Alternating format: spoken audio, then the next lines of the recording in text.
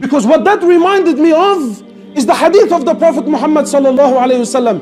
Whatever you live on, the deen that you live on, whatever you claim it to be, whatever you lived on, trust me, that's what you're going to die on.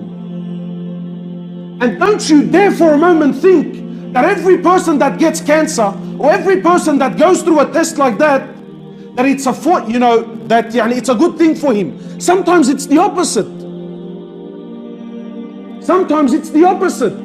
You see, it happened to be good for him because he lived a life that was pleasing to Allah. He remembered Allah in good times. Therefore, Allah subhanahu wa ta'ala remembered him in times of difficulty.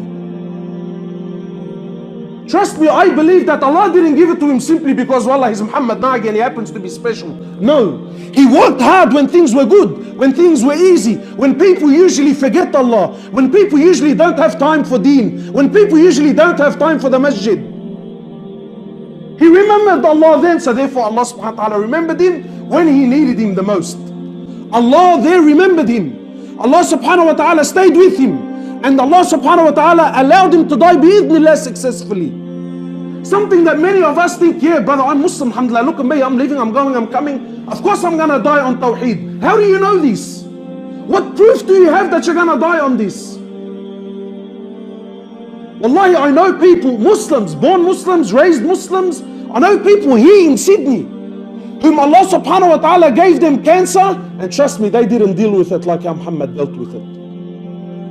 But because you live that life, you die on that. You live that life, you die on that. And I want you to think about your life. Because tonight I'm not questioning your faith. I'm not questioning, do you love Allah? Habibi, we all talk the talk. Brother, I love Allah, I'll die for Allah. I love the Prophet Muhammad sallallahu alaihi wasallam, I'll die for his sunnah. Yep. Habibi, Allah doesn't look for lip service. Allah looks for action. You look at your life. Do you really love Allah? Do you really love Salah? Do you really love the masjid? How do you know? But look at your relationship with it.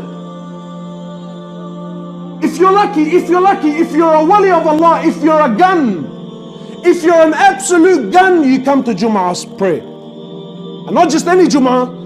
Wallahi, I get Franco's, brother, can you tell me what time is the khutbah there? I'm like, yeah, brother, so the khutbah starts at 1:15. He says, no, as in what time do you pray the salah for the khutbah? I said, brother, I'm telling you, the khutbah is at 1:15. Who cares when the prayer is? You need to be there at 1:15. That's me, brother, I'm not interested in the khutbah. What time is the salah so I can double park? I come in, I pray my 2 rak'at. I gotta go, bro. You live on that deen, you die on that deen. You see, every one of us here, and I'm sure, wallahi, I don't doubt, every one of us thinks, brother, I'm the best Muslim. Wallahi, I love Allah. I love the Quran. Well, do you really love the Quran? How much of it have you memorized? I'm 33. Uqsam billah, I'm embarrassed to tell you how much Quran I've memorized. Wallahi, I'm embarrassed to tell you. Hala, come pull me aside, tell me, hey, Hoblos, you love the Quran? Astaghfirullah, bro, what are you saying? Wallah, I'll die for the Quran. Do you really, you spinner? Do you really? You still know the same 5 surah of Quran that you memorized when you were 6 years old. Allahu Alam if you even read it properly. 30 years of life has passed you and you haven't increased a single verse of Quran. And you want to come play the violin and tell me how much you love the Quran. Habibi, look, you're not standing in front of me, you're standing in front of Allah.